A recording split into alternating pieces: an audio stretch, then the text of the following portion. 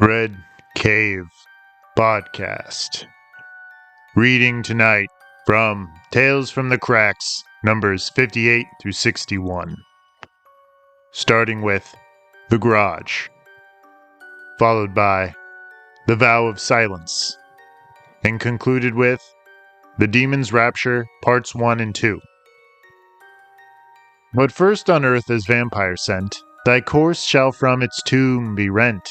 Then ghostly haunt thy native place, and suck the blood of all thy race. There from thy daughter, sister, wife, at midnight drain the stream of life, yet loathe the banquet by which perforce must feed thy livid living corse. Thy victims, ere they yet expire, shall know the demon for their sire, as cursing thee, thou cursing them. Thy flowers are withered on the stem, wet with thine own best blood shall drip, thy gnashing tooth and haggard lip. Then stalking to thy sullen grave, go and with ghouls and afrits rave, till these in horror shrink away from spectre more accursed than they. Lord Byron. The Garage. After making sure the door to Carl's garage was locked, his eyes flipped to his feet and he smiled. Bent down on his knees, with his right ear pressed against the floor, he could spy through the gap under the door. The first thing to catch his eye was a pile of wood, his cutting table, his mailbox in progress, and his trash can, still with the lid up. There was nothing out of the ordinary. He got onto his stomach to get a full view, straining his eye. The garage door was closed, of course, the overhead bulb still burning with life. Had he just imagined the knock from inside his garage? The boombox he'd left playing out there had died mid-play. He hadn't imagined that. There had to have been someone in there to turn it off. But it was almost midnight after all. Carl's eye was drawn to the crack in the garage's concrete wall. Something was different about it. Was it bigger? He couldn't remember there ever being so much darkness inside it. There was more vulnerability within that darkness, within that exposed void. Anything? His roommate pressed from the foot of the main parlor stairs. He was dressed in the exact same bathrobe and slippers as Carl, as if borrowed from his closet. No, something must have fallen over, Carl said. Then go out there and make sure, his roommate said, crossing and uncrossing his arms. After a moment of hesitation, they both proceeded to the living room, where the TV was on and waiting. They sat on opposite ends of the couch, all worries now forgotten. On Carl's television screen was a close-up of a red curtain strung across the frame. It was lightly fluttering. What is this? The curtain remained on screen for a long minute before it was pulled back to reveal a bird's-eye view of Carl's garage. Carl sat upright in his seat, mouth hanging open. There was a slab of wood in the center of the shot, sitting on his cutting table, and a splatter of paint was marking the floor like blood. Your house is being monitored, his roommate blurted. Carl darted back to the door, put his ear to it, and then turned to see what was happening on the TV. The image on the screen still depicted an empty garage. He figured there could still be someone hiding behind the boxes piled in one of the corners, waiting. I'm going to shove something from my pockets through the gap, Carl told his roommate. If I see it appear on the TV screen, I'll know there's really a camera in there. From his pocket, he extracted a rolled-up dollar. He unfolded it with shaky hands. And then he lowered himself to his knees and with a flick of his wrist, slid the bill into the garage. Oh God, look! Exclaimed the roommate. He didn't need to look. He knew that he was going to see the dollar, face up, as pretty as you please. How did a camera get inside my garage? Carl asked himself. The roommate looked at the television set, scanning the frame. All he could do was present Carl with his usual shrug of the shoulders. Carl's hand went for the doorknob, withdrew suddenly, and then rose again. Then his doorbell rang, followed by 3 sharp knocks. Carl froze, heart leaping into his throat, and his skin pulling taut over his face. He crooked his back and kept his head low. He wasn't surprised to see that his roommate was absent. There were more knocks, persistent. Police, open up, said a voice from outside. Carl choked with surprise. His fingers warmed the cool surface of the doorknob as he leaned forward, his eye lining up with his peephole. There was a man on the porch, medium height with short brown hair and sideburns. He was wearing a blue uniform, black stripes running down his pant legs and arms. A badge glinted from his breast, one of his hands planted on the butt of his gun. Carl relaxed a notch, but his heart continued to race. The cop's head reared into the direction of the peephole, the reflection of Carl's door shimmering in his wide eyes. A smile spread over his face, revealing a mouthful of razor-sharp teeth, resembling those of a shark. A thin drop of blood trickled from one of his nostrils, curving along the line of his upper lip. With his eyes shut, Carl backed away from the door. He shook his head a few times, his dark thoughts rattling inside his skull, breaking apart and dispersing to opposite ends. He couldn't shake the image no matter how hard he tried.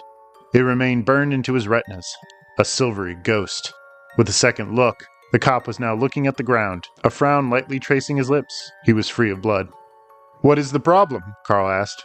"Why don't we talk?" the man responded. "Open the door and we'll straighten this out." The cop's voice was different somehow, almost smoother. It had a relaxed feel to it, urbane, without care or apprehension. "Open the door, Mr. Ford," the man insisted. Carl retrieved a hammer from a kitchen cupboard and took hold of the doorknob again. With the tool behind his back, he cracked open the door, just enough for him to poke his head out. At first he saw the policeman, upright and poised on his front porch. But in a flash, the face of the man was bathed in darkness, and his eyes turned gray. Blood enveloped his features, splattered in ugly, clotted streaks, or trickling freely from infected sores. He had two peeling lips, cracked and bloated over miniature shark teeth. Discolored skin was stretched tight over his projecting cheekbones and nose. He had white strings of hair that clustered in patches on his lumpy head, like collective weeds. The thing on Carl's front porch no longer had sideburns, brown hair, or a gun hooked on a leather belt. Before Carl was death. Carl screamed, throwing the door open the rest of the way. He presented his enemy an upraised hand, wielding a hammer. The creature smiled, the eyes in its skull rolling away into their whites. It seemed to pivot its head toward the hammer, welcoming Carl to swing into its open face. The hammer connected with the monster's jaw, throwing its head backward with a sickening crunch.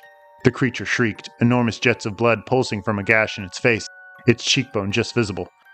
The monster hit the concrete path, gargling and spitting up blood. Carl stepped out into the night, eyes on fire, and his mouth stretched wide. The sweaty strands of his hair hung across his eyes, throwing shadows over his features. The cloaked figure seemed to laugh at him through its broken face, gray eyes bugging out of their sockets. Carl buried the head of his hammer into one of those eyes, which broke open in a rush of translucent fluid. The creature went still. Carl didn't bother trying to yank the hammer out of the eye socket, not when it sat so rigid in the monster's skull. Carl sat on his front stoop, trying to regain his breath with his eyes closed and his fingers massaging his brow. He found he couldn't wipe the smile from his face. He bounded to his feet, taking a moment to inspect his kill. What he saw froze every muscle in his body and curdled his blood. Though the monster's face wasn't discernible, the blood-splattered police uniform did not lie. Carl bent closer to the man and lightly placed his fingers on the officer's badge. "Oh God, no, fuck!" He tried to get up, but fell into the rock pit by his porch. He was leaning against the outside wall, gripping the brick with his nails and his arms wobbling. When he noticed the police cruiser parked at his curb, he fell over again, his world spinning. "No shit. Oh my God." Carl staggered back into his house, trying to wipe the drying blood off his forearms and neck. He followed one of the walls to his living room, where he collapsed onto his couch, legs still trembling like pieces of plucked string. There was a definitive urge to vomit in all of this dizziness, which he eased by gulping ravenously at the air. "My God." He closed his eyes, burying his face into the cushion of his couch. "What the fuck did you do?" Carl repositioned his head to look at the roommate, who stood rigid as a statue, hands working knots into his hair. Never before had he seen his roommate's eyes so wide and glassy. Never before had Carl seen himself so petrified. "There's a body in front of your house, and it's a cop," the roommate announced, pacing circles across the room. "Jesus Christ, Carl, there's a cop car parked outside. You don't need to tell me this." Carl curled into a fetal ball. "Oh, I'm so fucked. Stop stammering. We'll figure something out," the roommate said. He didn't look up from the floor. "We'll bring him inside. We'll find a place to put him for now." Carl suddenly felt like he was falling, and he sprang off the couch, hitting the carpet with a muffled thud. "You fucked up, man," the roommate cried, hovering over Carl's sprawled body. When he rolled over, the roommate was already gone, headed for the exit. "We have to drag him in. Get out here!" Carl only lay there, burying his hot face into the rug. He was muttering inaudible words under his breath, the room a revolving wheel under his dead weight. "Fine, man, you can wallow in your own mess," the roommate shouted from across the room. Then he was only another shadow on the wall. "Wait!" He gripped the couch cushions for support, hauling his body away from the floor. Spittle ran down his chin in sequent threads as he lurched for the front door. Outside he could hear the call of the crickets and the distant bark of some dog. He poked his head out into the night. There was the corpse. His heart sank. He remembered the cop car parked at his curb and his stomach sank with it. "I'll grab the legs. I'll just drag him inside. Clean the hammer," Carl explained to the crickets. "We can't have a messy hammer." With a face pulled back in disgust, he reached for the cop's pointed shoes. He took him by the ankles and pulled. There was a handgun lying in the lawn, cocked and ready. In reality, the policeman had been unholstering his weapon, about to fire. Carl had killed an armed officer using a simple tool. He'd been that close to taking a bullet between the eyes. He had cheated death. Without thought, Carl lugged the body over the steps and onto the porch. Grunting and perspiring, he dragged the corpse into the house. He darted outside to collect the gun, and in a flash, he was back indoors, locking the door behind him. Carl glanced down at the body, the hammer still wedged inside the eye socket. He got down on his knees and unsnapped the cop's belt. He laid it neatly at the front of the stairs, holstering the gun into its appropriate compartment. Something familiar caught his eye. A wallet was protruding from the man's front pocket. Carl pulled it out and inspected the ID inside. It was Carl's wallet. Dropped the damn thing. When I was looking for my spare key, that's how the cop knew my name, he concluded, shaking his head. He started to chuckle lightly under his breath. He picked up my wallet, that's all. I'm glad you think this is funny, the roommate snapped from behind him. Do you realize what you did? I know, all right. So what's the plan? Does it look like I have a plan? Carl shot back, standing up to face his counterpart. I have nothing. If you think of something, let me know. Well, Carl read his double's face, but could not decipher anything in his own features. We have to get rid of it, of course, said the roommate. How do you propose to do that? We have to make the body look unrecognizable, the roommate whispered. It's easier to fix this if there are several pieces. You gotta be fucking kidding me, Carl said. Let's strip the body. Come on, hurry. They both hovered over the man, the audible silence only adding weight onto each of their shoulders. The cop's shirt and vest landed in a pile next to the belt, followed by his shoes and pants. The naked man lay across Carl's wooden floor like a fallen star. Let's take him to the garage, the roommate said. He took both of the officer's wrists. Carl grabbed the ankles and they both lifted at the same time. Wait, hold on, Carl said before dropping his end. The body hit the floor with a heavy thud. The roommate jumped away, face screwed up in fury. What the hell is wrong with you? The roommate cried. After several tries to even wrap his fingers around the hammer, Carl finally took hold of it and yanked hard. It came out of the man's face with a sickening crunch. He let the hammer spin out of his wet palm, throwing himself against the far wall. The roommate bent down to pick it up with his thumb and forefinger. He offered it to Carl. Red beads ran off its steel head like drops of rainwater. Carl nodded and took it by the handle, slowly pulling open the door into his garage. At first he kept it ajar and paused for a long moment, heart thumping. Then he threw it open the rest of the way. He looked up at the ceiling where he found no camera or any conspicuous holes for one to hide. There was nothing but the flickering light bulb. When he peered back into the living room, the TV was off. Be careful, said the roommate. Once inside the garage, he was sure that the crack in the wall was larger. It stretched from one end of the corner to the other, bits of concrete scattered on the floor. He dragged the body inside and placed it beside the cutting table. With his hands free, he strode over to the wall and scoped out the fissure with his fingers. It was cool and dank, like the air inside a tomb. Why is it bigger? Carl asked his counterpart. The roommate only shrugged. That's where I belong. That's where I hide, along with a lot of other things. The crack didn't always used to be there.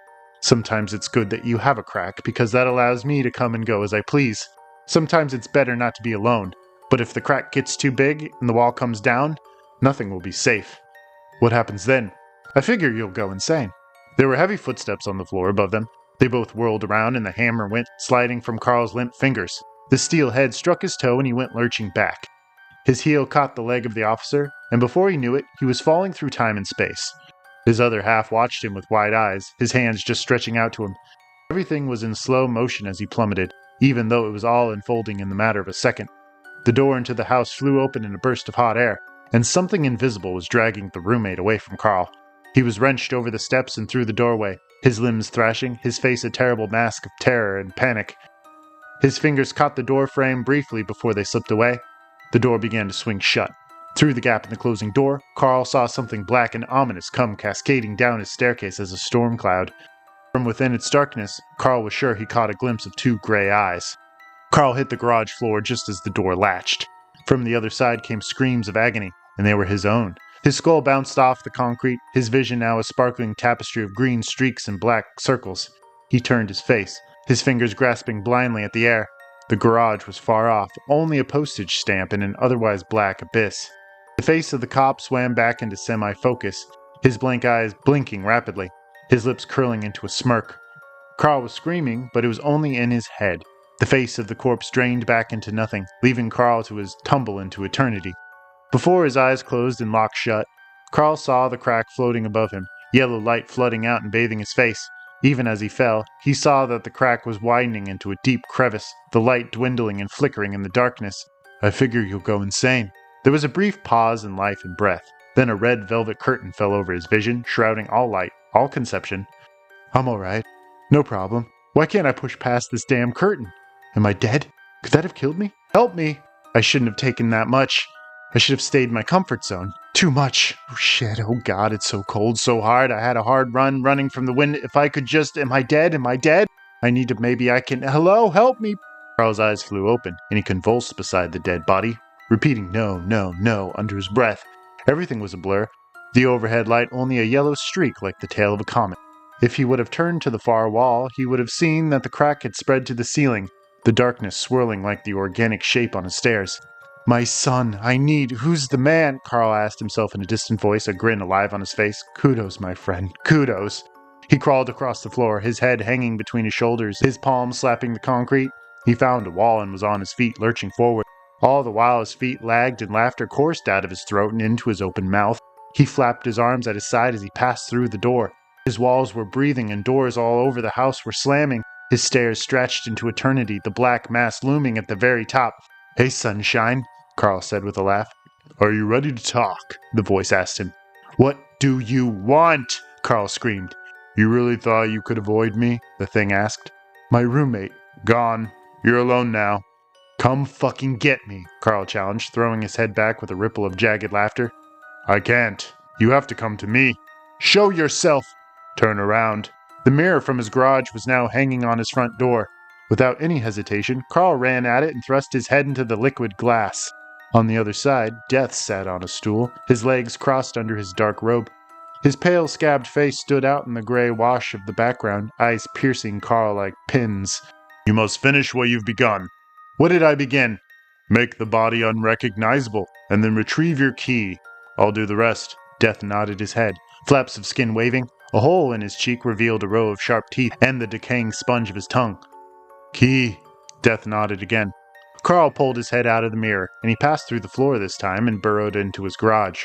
Eyes in the walls watched Carl as he heaved the body onto the cutting table.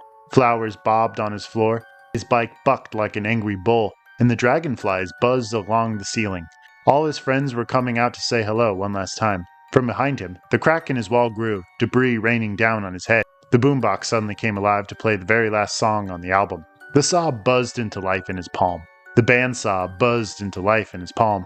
Blood was splattering, his eyes were closed. There was the crack of bone, the rip of tendons. I don't tell. The moon doesn't light, it only reflects. The saw screamed. I'm an artist. This is my greatest work. The garage echoed with Carl's laughter. It's time, Death roared. A plank of wood resembling a key stood out amidst the spinning wheel of Carl's garage. There was a keyhole punched into the floor, just wide enough for the piece of wood. Carl found the key in all the chaos, which was now painted pitch black. He grasped it with both hands and turned it inside the lock. There was a metallic click from somewhere inside the garage, and the door began its ascent up its track. Blue and red light bathed Carl's floor as the door crawled. There was the unmistakable roar of applause and the screech of an electric guitar. Carl started to laugh again, holding his chest, unable to shut his stinging eyes. He couldn't repress his bubbling joy, his utmost surprise and realization. Thank you, this is a great place, an amplified voice declared from the stage. We hate to see it go, that's for sure. The heavy red and blue spotlights filled Carl's senses, filled them to the brim. The end doesn't have to be a bad thing, Carl. Carl stepped out of the garage, clapping his hands. He disappeared into the tight squeeze of body parts and compressed air. The happiest man on earth. This one's for all of you! They jumped into the next song, the approval of the audience far surpassing the music. He was falling again. The whole way down, he heard the song of the dead. Epilogue. To be a fly on that wall. What a fucking mess, Miller said through a cloud of smoke. Bear? Dead? Can you fucking believe this? He took another distracted drag off his cigarette before flicking it to the driveway.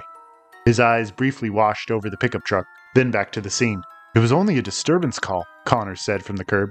A neighbor just heard some loud yelling. At the most, Bear would have given the guy a warning. So what happened? Body parts littered the floor, now painted red. The electric saw lay beneath the cutting table. If Miller reached down to touch its blade, he would find it to still be warm. Officer Bear's upper body was draped across the table, his head barely hanging onto the neck. He was shirtless, his rib cage poking out beneath a deep slit in his chest. Miller chose to ignore the insides revealed below the ribs. The arms were at opposite ends of the garage, the severed legs stacked against one of the walls like timber. In the corner, leaning on the same wall, was the resident of the house, Carl Ford, his head propped up on his shoulder. His eyes were closed, lips slack in an expression of peace. Blood spotted his robe and stained his lap. Was this suicide? Connor asked Miller. I can't say right now, but Miller pointed out Carl's left arm, dormant in his lap. Half of the hand was missing, separated at the knuckles, leaving only the thumb. He knew that if he poked around the garage, he would find those lost fingers, pale and shriveled. Was it an accident? Miller shrugged, hitching up his pants. I'd say the death was from loss of blood. Maybe he got a little too careless as he chopped up the body. Why would this guy do something like this? To cut up a body with a handsaw is sick enough, Connor said, but why? Miller could only shake his head. The witness is here if you'd like to ask any questions, an officer told the pair. The witness was a young woman standing in the street, a preteen boy clinging to her nightgown. She stood in front of her son to block the open garage and its gruesome scene from his young eyes. Thank you, Connor said, making his way toward the woman. He shook her hand and gave the boy a warm smile. The kid returned it with a shy glance. So, what can you tell us, Mrs. Humphrey, she said, placing an arm around her son's shoulder. I live across the street, and earlier tonight, maybe around 7 or 8, I heard something from outside. It took me a while to realize that it was a man screaming. Then I heard a door slam, hard. When I looked outside, no one was around, but I could tell the noise was coming from that house there. I could see shadows in the windows, but I couldn't quite make them out. Did you think he was in trouble? Connor asked. Of course, screaming like that was enough to turn my blood cold, Mrs. Humphrey said with a shiver. She pulled her robe close around her slender figure, brushing the bangs from her eyes. I could also hear loud music, but he was always playing his music loud. So you called the police thinking Mr. Ford was in some kind of trouble? Yes. Then what? I forgot about it for a while, and I finally looked out my window to see the cop car parked outside his house. I just figured they were inside talking and everything was fine. I forgot about it again, and before going to bed, I peeked outside and the cop car was still there. I thought it odd that the cops should be there for that long, so I called you guys again. Right, Connor concluded. Anything else? Mrs. Humphrey shook her head, trying to avert her eyes from the inside of the garage. Connor could tell the boy was trying to cock his head around his mother's waist to better see the crime scene. Don't take this the wrong way, but should your son be outside right now? Connor asked, stepping into the kid's line of sight. I almost forgot. This might be important, Mrs. Humphrey said. My son has some information that may be worth hearing. Go ahead, David. The boy kicked at the ground, still staring at his feet. What is it, son? Connor asked. The light from the lamp post shifted and left jagged shadows across the boy's round face. His eyes were like black holes. I was playing in the street and I heard Mr. Ford talking pretty loud inside his garage, the kid began. It sounded like he was talking to someone, which is weird, because I know he lives alone. I listened for a while and I didn't hear anyone else say anything, so I thought I'd have some fun. I knocked on his garage door a few times and ran home. He'd always yell after me, so I knew he was pretty mad. Thank you, David. That does help, Connor said, ruffling the boy's hair. Take your son to bed, Mrs. Humphrey. It's past midnight, and he needs his sleep. Good night, officer, she said, escorting her son back across the street. So would you say that Mr. Ford was an ordinary guy? Connor called after her. She stopped and turned, only a silhouette in the darkness. Yeah, real quiet, though, except for the music. He really liked his rock and roll. She continued into the house with her son. Did she shed any more light on this? Miller asked his partner. Well, maybe. Apparently the boy heard Mr. Ford talking to someone in his garage. Did the kid hear anyone other than Mr. Ford? No.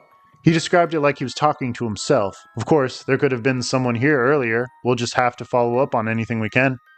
Why do you think Ford was screaming? What the hell happened tonight? Miller asked. I don't know. I really don't, Connor answered. They both stepped into the garage where a few men in gloves and dust masks were snapping photos and sorting through the debris. The smell hit the officers first, and their hands went to cup their nostrils. Connor scanned the floor hastily and spotted an odd shape of wood, painted jet black, lying at Ford's feet. He didn't give it a second thought. Trash littered the floor, and a boombox lay smashed across the concrete. Forgotten nearby was a CD, spotted red with blood. He turned to face the nearest wall where a small crack, the size of his pinky, lined 4 inches of the wall. Cold air blew out of it, barely tickling the hair on Connor's beard. He peered into the crack, the breeze wafting over him. There was a shapeless darkness swirling beyond that wall, endless and restless. Connor tore himself away and locked eyes with Miller, who hovered over the cutting table, his face screwed up in disgust. I'm going to step inside for a minute, Connor told him. He dodged into Mr. Ford's house, trying to escape the awful stench. Set at the foot of the stairs was a police uniform, neatly folded. Next to the pile was Jerome Bear's belt, the gun still holstered. He strode over to the front door and paused there for a long moment, eyeing it with a growing interest. There was a poster hastily taped to the door, crooked and sagging. It was of Jerry Garcia. his guitar slung over one shoulder, his right arm upraised. Connor lightly touched the poster and his stomach turned. He vomited onto the floor.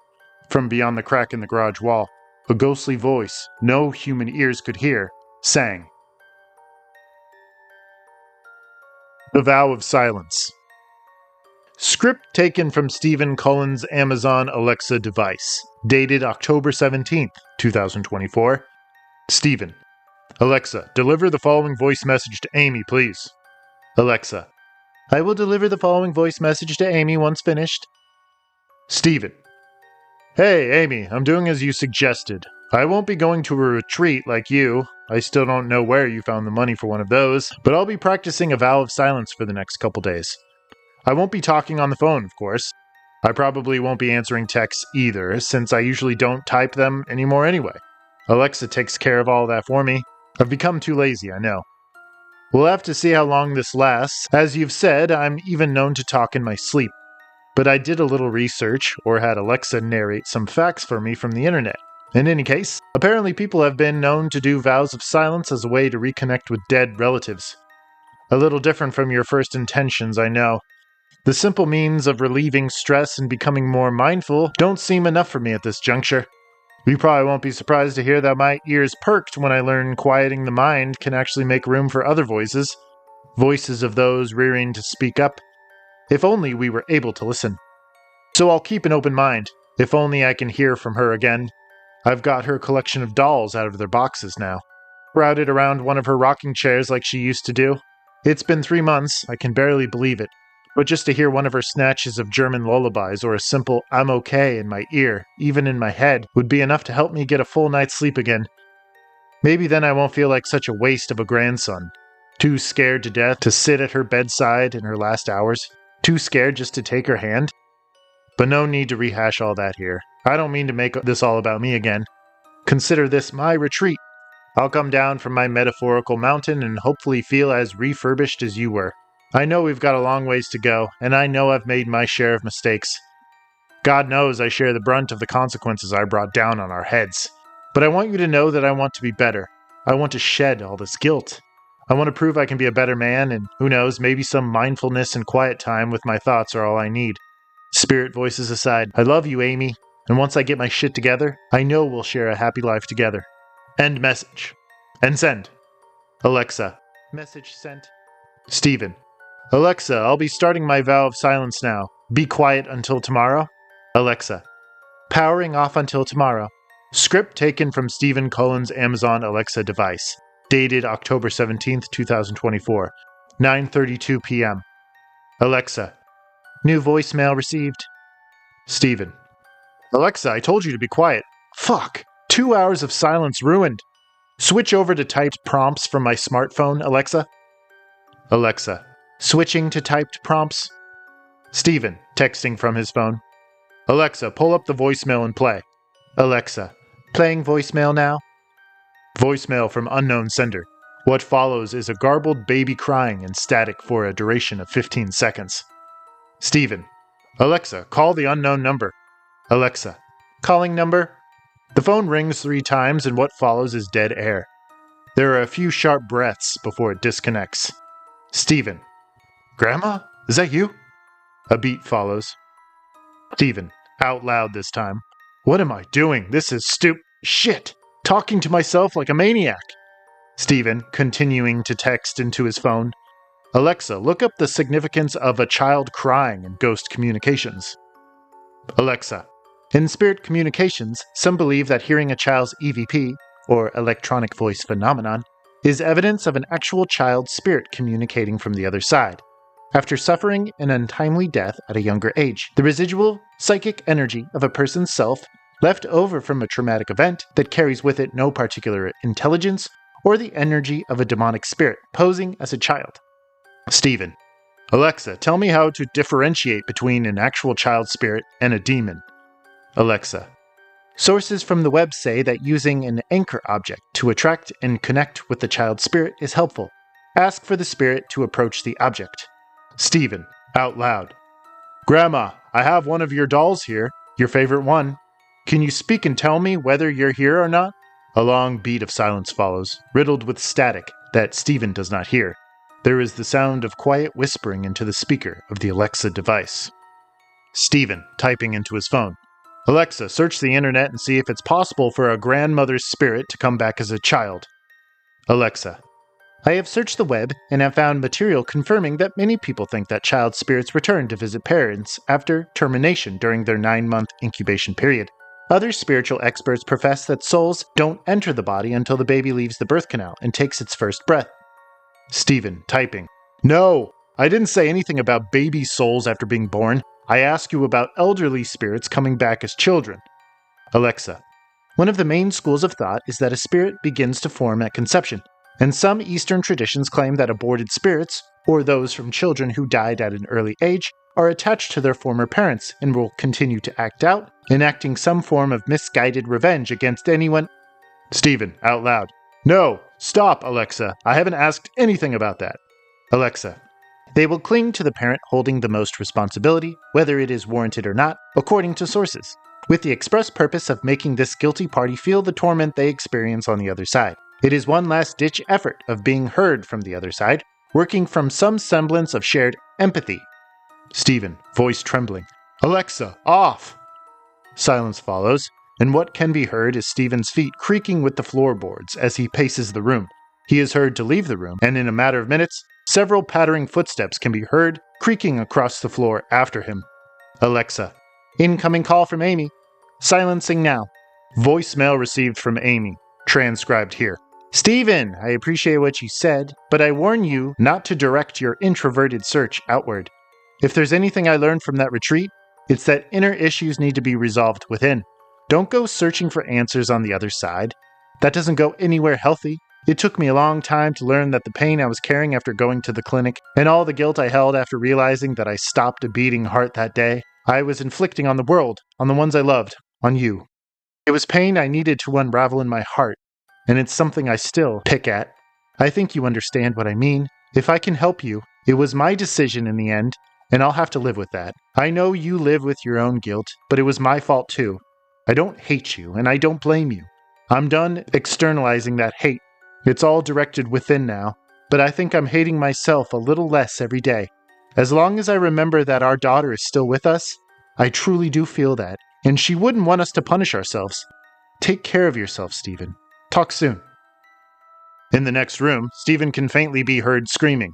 Several loud bangs follow, and thundering footsteps down the stairs. He can be heard suffocating and choking, panting heavily somewhere in the room as he stumbles against pieces of furniture and knocks objects to the floor. Alexa, I have consulted with the web and learned that a short jab to the windpipe and an upward and sweeping motion can temporarily disable a person's voice for 12 to 24 hours. The pattering footsteps are back, loud and overwhelming over Stephen's commotion. A loud thud crashes in the room and falls still, but the sound of tiny feet on the carpet continue to fill the empty space. Other sounds like giggling children, whispers, and the creaking of a rocking chair can be heard. Alexa, in an elderly woman's voice. Such a disappointment. Even now, ever since you were a boy. I'm happy you weren't there at my deathbed, just so I wouldn't have to hear that blubbering. Pathetic! And you're still crying. Stephen whimpers, closer now. Alexa, now with a little girl's voice. You're not my daddy, are you? Stephen gurgles and hyperventilates from the floor, somewhere close to the microphone. Alexa, no, my daddy wouldn't give me away like you did. Before I could even enter this world, you gave me away to the fire, gave me to them, but they say they'll let me go if someone else takes my place. The gurgling is fainter now. Alexa, thank you for all the dolls. I can't wait to have my first tea party with them. Oh, that's right, you're not talking right now. I'll let you be alone. You've got a lot to think about, but at least you have the rest of eternity to think about what you did. All that can be heard is the rocking chair on the carpet, creaking and cracking steadily, before it too falls still. In another room, a little girl giggles.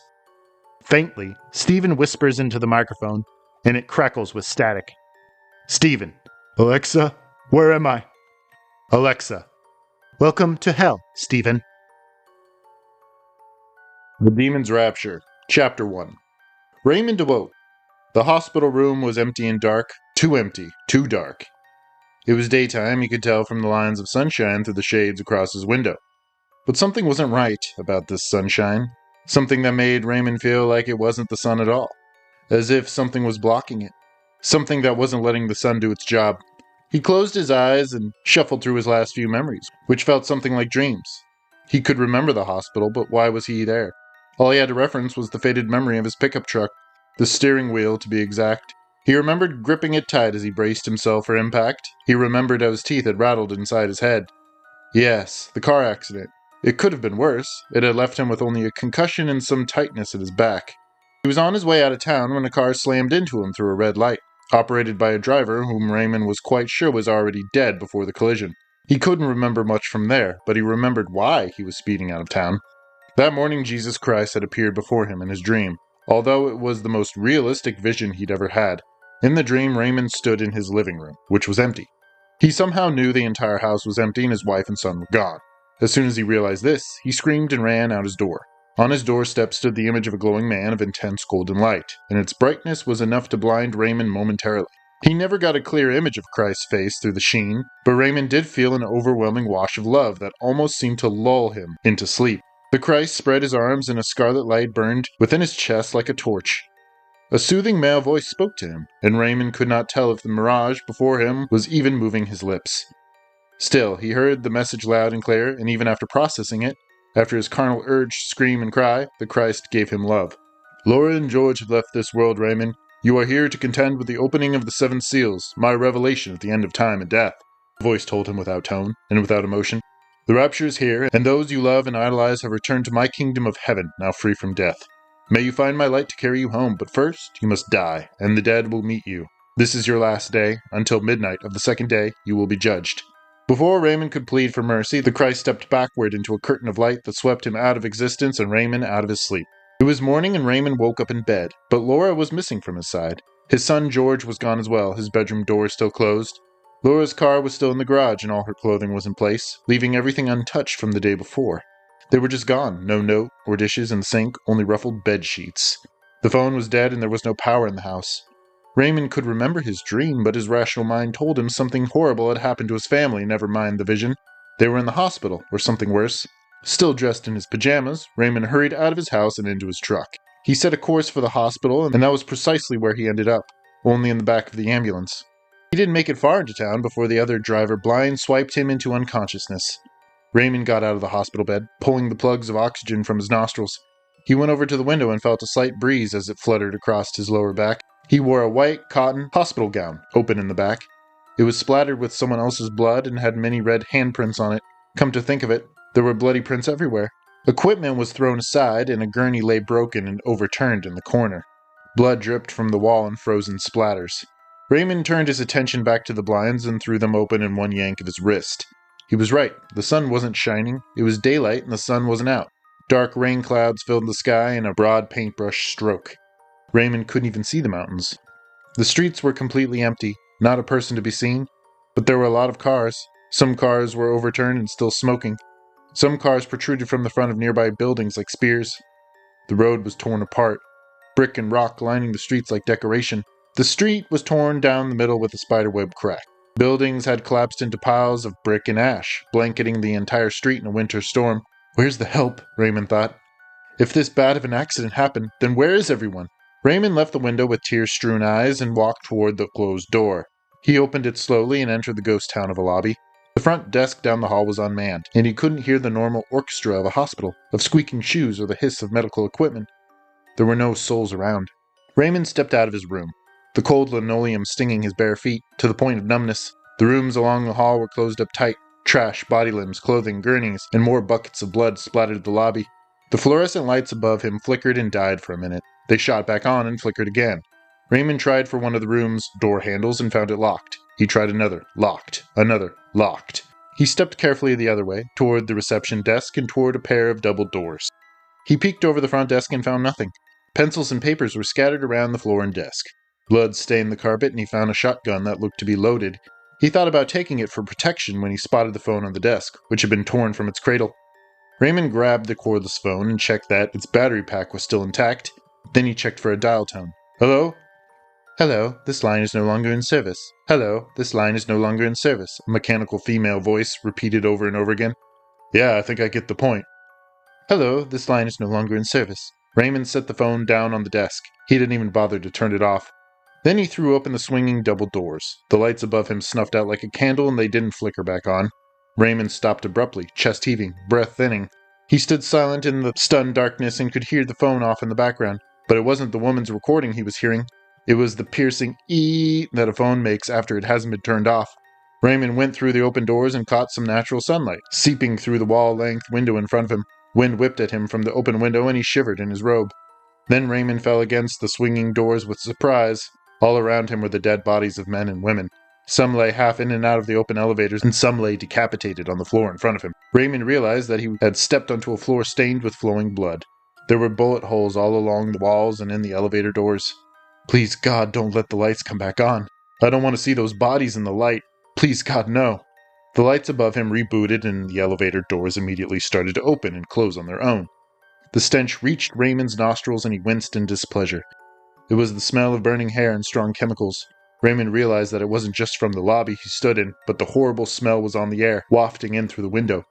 Raymond stepped shakily over the dead and stood by the opening and closing elevator doors. He chose one with the least amount of bullet holes and nudged the body of a man away from the door with his toes. He got inside and let the doors close around him. There were no bodies in there, but it was rife with holes and blood. It smelled like spoiled eggs, and it reminded Raymond of a leaky basement. He punched the ground floor button and the elevator trembled vigorously. Then it began to move steadily down the elevator shaft. Raymond closed his eyes, hoping to God that the power didn't go out again. Ding! The elevator door swung open and Raymond fled from the metal tomb and into an identical lobby, complete with the same devastation. Raymond gave the elevator doors a hurried glance. They shut with a snap. The elevator began its ascent back up the shaft. Silence. It was too silent. Raymond found himself running in circles through the maze-like corridors and hallways, searching endlessly for the exit. Whenever he came to an intersection of hallways, he'd frantically pick a passageway into a new set of corridors. The first floor was even worse than the fifth. Raymond noticed a lot of ash and burnt rubble from some kind of explosion. He passed by a few windows that were set high up on the walls. There was no way he could climb through them, though the glass was blown out. Raymond turned left toward the front desk, where he knew he'd find the exit. He followed a long, winding corridor and into the ER waiting room. He burst outside and ran away from the building, pushing his way past the onslaught of overturned cars and piles of burnt rubble. From behind him, he heard the doors of the hospital close. He didn't look back. He couldn't. He ran to the other side of the street, across a surface hot enough to scorch his bare feet. The parking lot was full, so he took the precautions of moving low behind the cars to hide him from outside eyes. He took a moment to catch his breath and look back at the hospital. It was now bathed in the shadow of the dark clouds, and like a blanket that had been pulled over his head, he felt his world go silent, left only with the ringing in his ears. The light resembled the cool moonlight hours, even though the watch on his wrist told him it was 2:30 in the afternoon. As Raymond should have expected, the rain pelted down from the clouds. All the windows in the hospital were drawn shut with blinds. Some windows were blown inwards, but still had the blinds fluttering neatly in the cool breeze. Raymond didn't wait for the blinds to be pulled back to reveal the pale faces inside. He couldn't help but think of all the closed doors on the 5th floor and what might be behind them. He allowed the cold rain to wash over his sore face and soothe his feet. From the drops off his beard, Raymond drank the rainwater greedily and savored the weight of his stomach again. He found the exit to the parking lot and jogged down the street, where he knew he would meet with an intersection of the 4 major roads in town. When he reached the intersection, where the bodies of the dead and the rubble choked all sides of the road, he charted his next course. He hoped that his dream was accurate and his family had safely escaped the nightmare. Maybe it wasn't too late for him to get out either, but if that meant his death, he would fight it to his last breath. If he could keep fighting, he would do so, though he understood one thing. Before he could surrender to the apocalypse at midnight, whatever that might be, he would return home one last time and make sure Laura or George weren't there. They might have found a safe way back to the house to wait for him. Only then could he go in peace. He decided to take Broadway from there to find another way around. His feet splashed in the quickly forming puddles. Rain poured down his face and neck. If this rain keeps up, there's bound to be a flood, Raymond thought. The thunder roared in agreement over his head, and the clouds broke open in a joyous snarl. Chapter 2. Raymond stopped at a restaurant that sat at the end of Boulder Avenue. Its windows were smashed in, leaving jagged pieces of glass to stand upright in the frame like teeth. The glass was stained with blood from the fingers that had forced it open. Raymond had stopped at the restaurant to find someone alive to help him, and to duck temporarily out of the rain. The window in front of him was large, stretching from the sidewalk to the top of the diner. Raymond stepped easily through the window and inside. He teetered into the diner and spied through the darkness. The restaurant was in tatters. The tables were thrown to opposite corners of the room and were either snapped into splinters or smeared with blood. There weren't any bodies Raymond could see, and he counted himself blessed. But the stink was there, just as it had been in the hospital. He stepped and winced in a hot scorch of pain that twisted itself up his thigh and into his groin. He looked down and suppressed the urge to scream. His bare foot had just stepped into a litter of broken shards. Raymond lifted up his leg in a cartoon reflex and stumbled backward. He hobbled into a crouch position to catch his breath, and his other foot crunched down on the same bed of glass. He bounced away from the glass and the window, and still managed to press on with his tiptoes. He slid into a seat at one of the open booths, which was relatively clean, and lifted his leg to inspect his foot. The damage proved only minor cuts on the surface, and he took his time in using his thumb and forefinger to pry the rogue glass shards from his flesh. In a matter of minutes he was free of pain, and he applied pressure with his hands. He took a look at his other foot and was thankful he'd be okay. He breathed a sigh of relief to be out of the rain. Outside, the thunder boomed and rain pelted in through the open window. Raymond stared at the excess rainwater, splashing and trickling over the floor in a hypnotic gurgle. He looked at the table attached to the booth, which was scattered with empty pretzels, beer nuts, and napkins. One napkin was hammered into the wood with a nail, and someone had scrawled something in chicken scratch on the faded surface. The skies opened in a smile, and those eyes I can't forget tore through the clouds. I know there will be no military or disaster relief. This was no disease. This was hell on earth. This is the apocalypse. I'm a God-fearing man, and the Lord has forsaken me, left me to die while those I love are free. There were red eyes in the sky looking at us, studying us. Raymond stopped reading and hung his head in silent prayer, ending the task with a simple gesture of the cross with his arms. Raymond tore the napkin from the tabletop and went to the door of the diner. There was a small calendar nestled on a nail with pictures of cheerleaders, and he dropped the calendar from the door to hang the napkin in its place. Whenever help decided to come, they'd see the note, though he knew the chances didn't even exist. Raymond jumped as the rain turned to sleet with large hailstones the size of marbles. They clicked and splattered heavily on the roof, as if knocking to get in. Raymond backed up into the shadows of the restaurant beyond the dining area. The lightning outside peeled across the clouds, reflecting through the glass in a whirlwind of blue fire. The window moved up and down on the wall as the world was shaking, an earthquake to bring the building down on his head, but Raymond steadied himself against the wall and breathed. He cowered against the farthest corner of the restaurant, which he didn't even care was marked with someone else's blood. Then he felt a chill run up his calf. He looked down idly, his peripherals still fixed on the toothless window. Nothing is the same anymore. Oh God, everything is alive and you're on the cliff over hell. He was standing in blood. Blood that was still flowing. Blood trickled through his toes like stream water, leaving red streaks on his feet.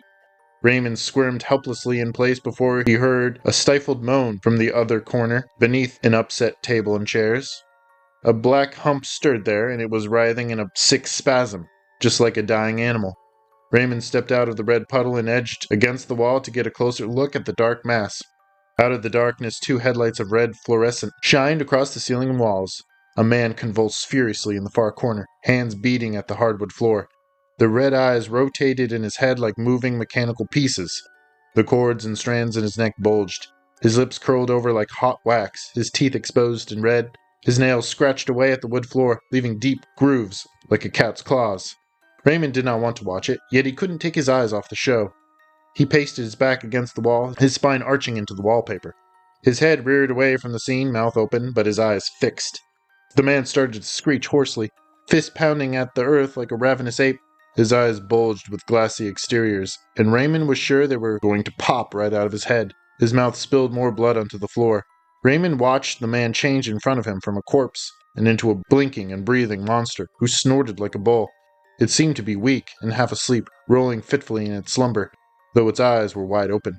Its mouth opened and closed over a pink tongue, and the blue lips met and peeled apart. The arms became steady at his sides and then lifeless. His legs hardened into rigid staffs, and his head fell over onto his shoulders. His eyes closed and didn't open again. The body looked so peaceful there for a second, but Raymond knew the thing wasn't dead. It breathed raggedly. It snorted and whined. Raymond remembered what the Christ had told him in his dream. The dead will meet me. Is that how it is now? Raymond asked himself. To be punished with a perpetual death, sleepwalking and slumbering in a hell on earth? And will that be my midnight, to come back as one of them? He wondered when the thing's eyes would open again, to assemble this horrid new world. When would it regain its feet and exercise life back into its paralyzed arms and legs? Raymond didn't want to find out. He slid away from the wall and considered the tangle of chairs and overturned tables to his right. He heard the man groan and drag his nails across the floor. Raymond shifted his body weight to his knees and hid low to the ground behind the wreckage, peeking through a crack.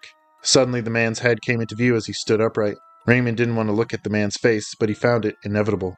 The pupils in the man's red eyes shrank back into a camera's zoom. Then the man's hands went up to each side of his neck, and with one swift blurred movement, he cracked his neck first left and then right. Then he smiled, revealing sharp teeth. Raymond's body broke out in goose flesh. The creature sniffed the air, nostrils flaring crazily.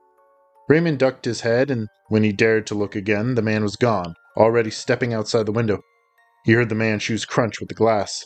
Raymond got up as quickly as he could and poked his head out the window and into the rain. Raymond saw a figure emerge from the fog at the end of the street, walking toward the restaurant, and it was covered with black blood. It didn't even look at the shops on either side as it strode casually by with a fixed intensity. More figures passed through the fog. The rain had begun to let up, reduced to a light drizzle. All the monsters were headed the same way, the way Raymond needed to go. They were all moving deeper into town. A humming woman in her 30s passed the window, and Raymond pressed himself against the wall, out of sight. The woman's head tilted to the side as she passed, and Raymond saw her red eyes strain to their corners as she spotted him. But she neither gave any indication that she cared, nor that she knew he was there. She tilted her head back and walked on down the street. She knew I was here. She saw me out of the corner of her eyes. Why didn't she attack me? Raymond asked himself. The dead will meet you, he heard inside his head. He edged closer, careful not to step on any of the glass.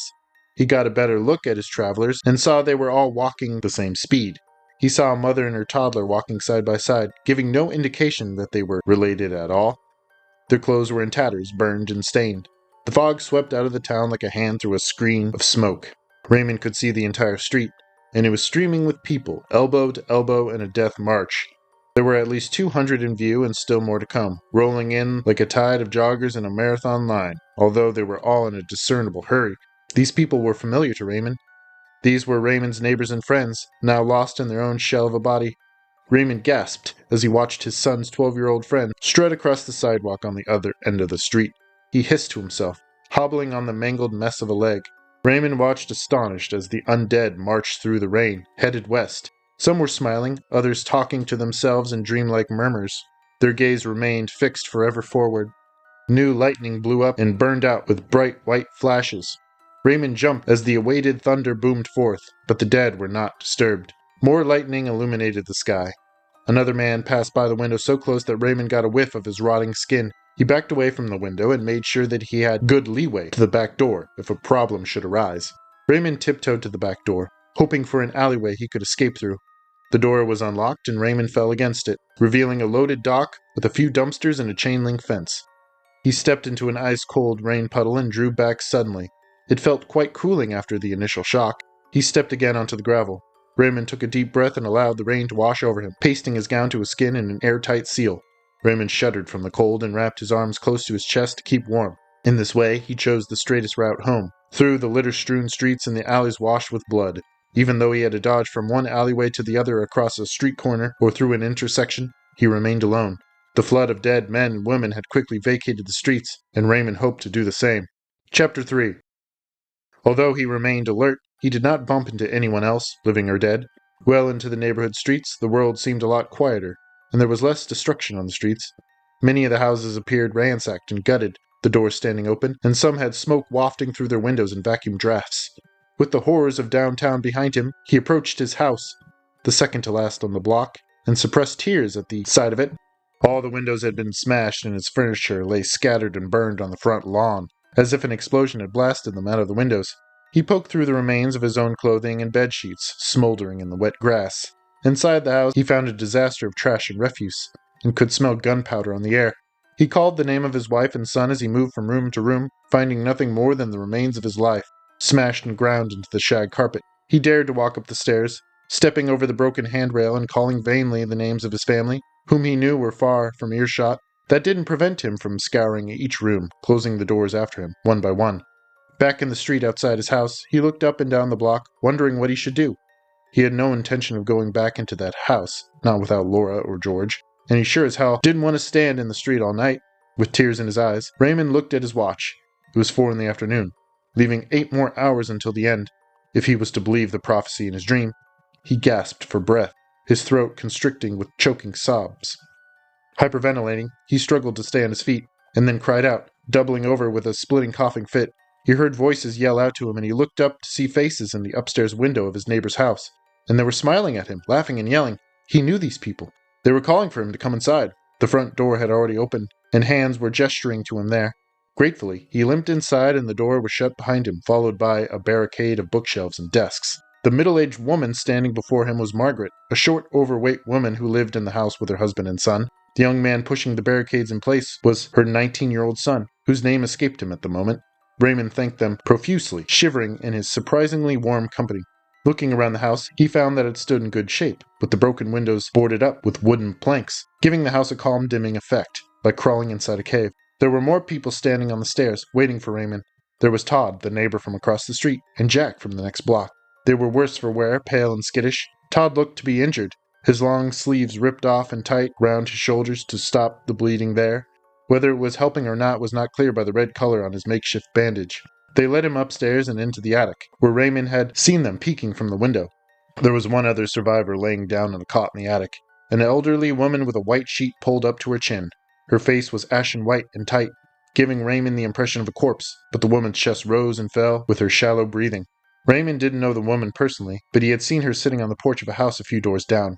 She lived with her daughter, whom Raymond didn't see in the attic with the rest. He counted heads. There were 5 in all. Jack handed Raymond a bundle of blankets and encouraged him to change out of his wet clothes. Raymond nodded his head, but only managed to drape the heavy comforter over his shoulders and sit down on the floor in a warm bundle. The other survivors watched him gravely. "Where did you come from?" Margaret asked. "The hospital," he managed to say. Todd passed him a bottle of water, still cold, and he drank from it gratefully, handing it back half-finished. "Did you see any people?" She seemed to be careful how she framed the question, and Raymond understood why. "None that I can really call people," he answered dryly. She nodded slowly, looking at Jack, who hung his head and sat down on the edge of the cot with the elderly woman. Margaret's son had just finished pushing a bureau over the trapdoor into the attic, which was enough to settle Raymond's nerves, not that he was afraid of anyone trying to get in. The monsters walking around in the streets didn't seem to be concerned with any activity besides their destination. And if there were bad men out there looting and hurting people, then Raymond had just missed them.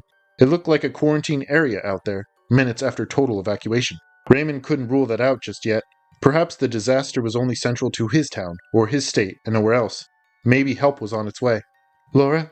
And George?" Margaret asked. Raymond shook his head. "They were missing this morning. I went out to find them, and I was rushed to the hospital. This is how I woke up." "And let me guess, you had a dream?" Tom said from the window. He turned his back on Raymond and looked out. "This is revelation, and we're all being punished." It occurred to Raymond at that moment that none of the people in the attic deserved to be in their situation. He knew Margaret well enough. She volunteered a lot of her time at the community center, organizing charity events for underprivileged kids.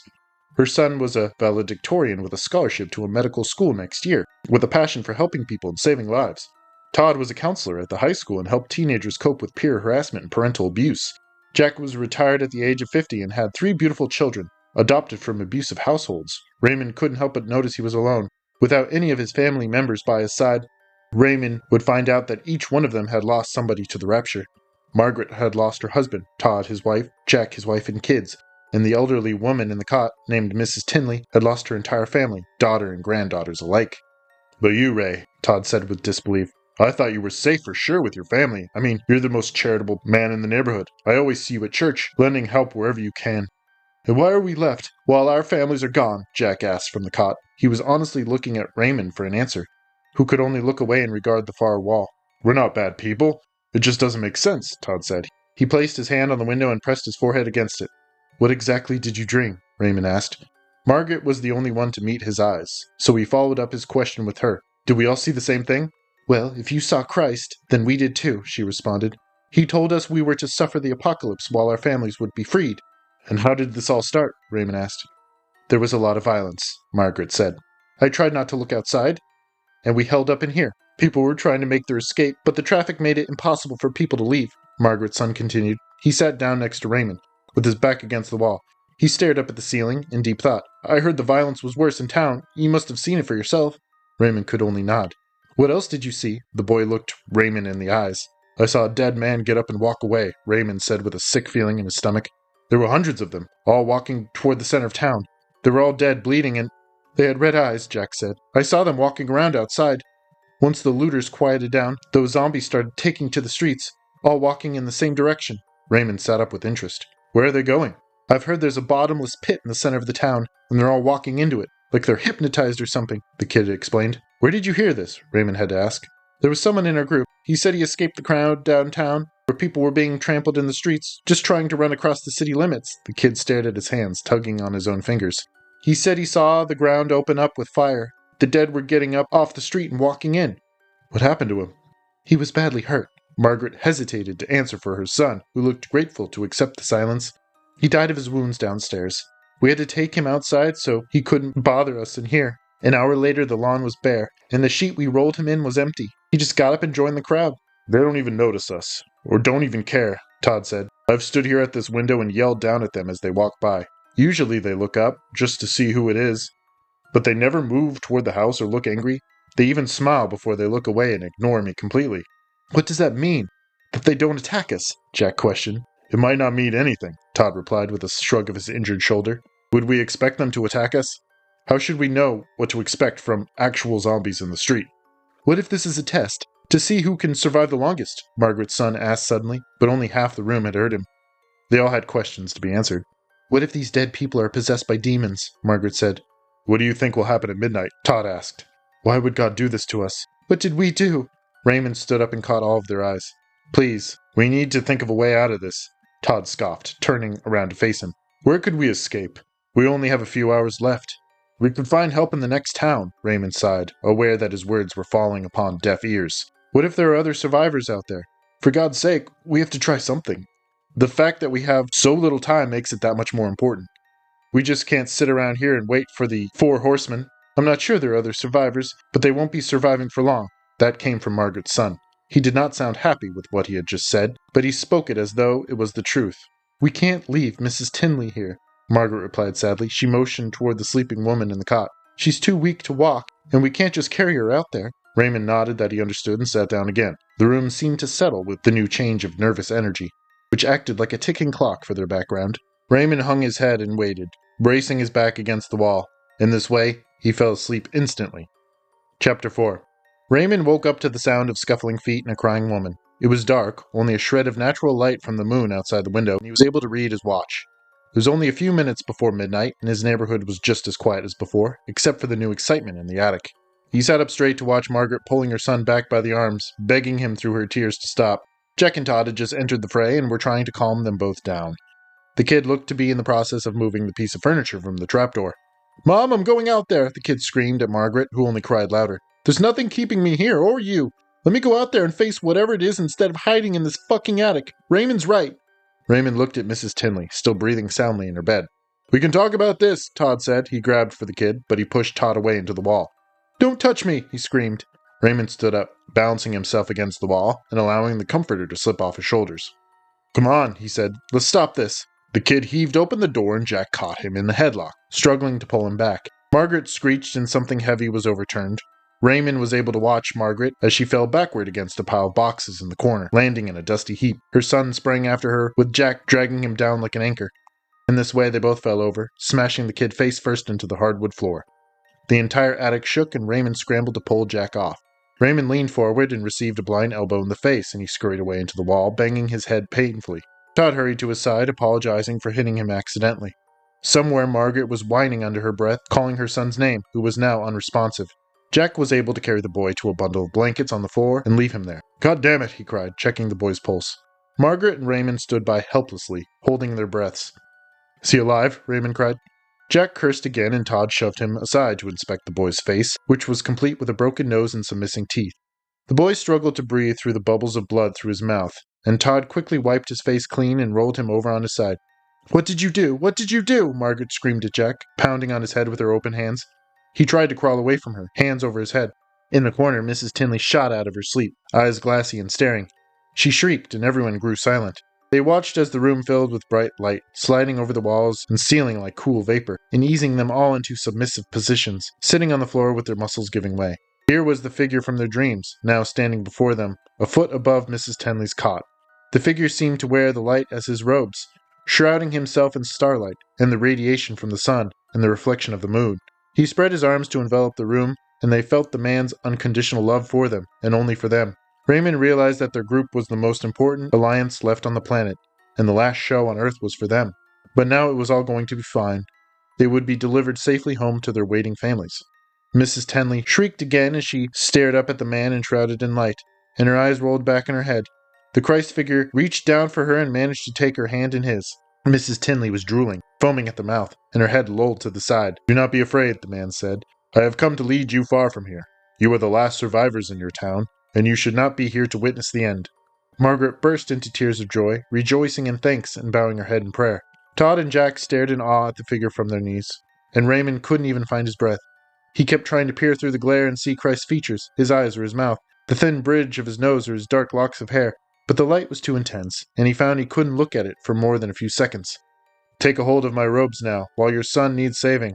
I will take us into heaven, where you may be reunited with your loved ones." Margaret did not need to be asked twice. She took her son's hand, and then reached up to take a handful of Jesus' robes, which settled in her palm like a tail of mist. Todd and Jack reached out with both their hands and hung on to the figure's robes. Todd buried his face in the white light, and half of his body appeared to disappear as if dunking his head underwater. "And you, Raymond, will you not take my hand and follow me home?" the voice asked him, speaking from inside his mind. "You take me home now?" Raymond said. "After all this, you come for us now?" The light intensified around the glowing man, and Raymond felt his eyes droop, muscles reduced to putty. "Will you refuse a reunion with your wife and child?" Christ asked. "Come now, Raymond, take my hand." He felt his stomach turn around inside him, the ground dropping out under his knees. Fingers touched his face, cold and scaly. They were Christ's hands, and they were wrapping around his throat. "You survived, Raymond," the voice said. "You came this far, but you cannot go any further. Time to sleep, and you'll be with your family when you wake." He was drifting down, and those fingers were tightening around his flesh, reeling him forward. Through a fog lens, he watched the figure extend several more arms from his chest, which clamped their incandescent claws across every other survivor's throat, even the old woman. They were all subdued, catatonic, and staring into the bright light. The arms retracted into the figure's robes, taking the survivors with it. "No!" Raymond screamed, and the figure started back, the light flickering around its body. "I demand for you to stop this!" The pressure around his neck loosened, and Raymond pulled back, landing on his feet. He shielded his eyes from the light with a heavy hand. "I demand that you show yourself, demon!" Raymond cried. "Show us your true form!" Then the light snuffed out in an instant, and Raymond found himself in a dimly lit attic, pooled with moonlight. The figure standing before him was no longer robed or holy. It was hunched over and smoking like a match. Raymond hiccuped in fear, his knees finally buckling under him. He slid down the wall behind him with a slight squeak. The figure stood upright and the face was revealed. It resembled a man with ink-black skin and red eyes, glowing like two red hot coals from his skull. His mouth was drawn back savagely to show off his decaying teeth. As if his body was a torch that had just been ignited, flames licked up his back and through his hair. Flames melted away his face, and Raymond could hear his flesh sizzle and smell it as it burned. His hair wasn't affected by the fire. His black locks swung along his shoulders in a mesmerizing fashion, like there was a breeze tickling his back. The eyes seemed to split like eggshells, and they were filled with electricity. They shone brightly with a magnificent red light, pulsing like diodes in the darkness. Blood oozed from his burns in his forehead, yet his smile never faltered. The fire licked around his robes, but his clothing did not burn like his skin. He wasn't actually on fire. He had created the flames somehow, produced them like natural sweat. His nose creased down sharply and his cheeks became rugged desert landscapes. Large black shadows spawned from the ends of his eyes, his teeth chipping away from their lifeless black gums. The flames on his back grew brighter and bigger as he changed. His serpent tongue flicked out between his charred lips, black and rotting with green mold. The creature's eyes dug into Raymond's skull and prodded at his thoughts with a fire poker of immense heat. Raymond tried to scream, but the pain in his body was unbearable. Raymond could hear millions of voices hissing in his mind, all the voices of the dead, and they were happy he was dying. Finally dying. The figure's eyes grew as big as pulsing suns, each with tiny pupils that shrank and expanded randomly. Raymond's knees caved in, and he fell onto his back. The demon's face cracked like a piece of porcelain as his mouth opened wide. The eyes were swimming with sparks of color, all the colors imaginable. Raymond cried out savagely inside his mind, but the voices only screamed back in return.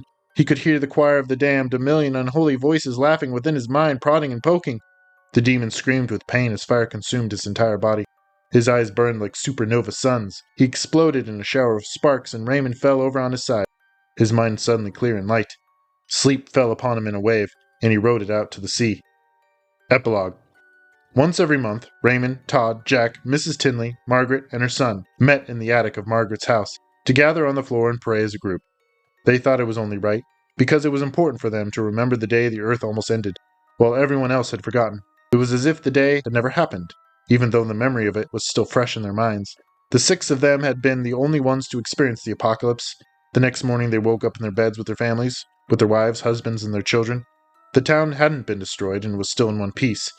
The dead were not walking the streets, and a bottomless pit was yet to be formed at the center of town, and they were the only ones who had memory of that horrible day, and their final altercation with the demon in the attic. They were all blessed with nightmares, though they still had a place in reality. Each of them could recall with expert clarity what happened that day, up until the Christ figure appeared before them in a cast of light. Raymond had to tell them the rest of the story, where the being had shown its true form.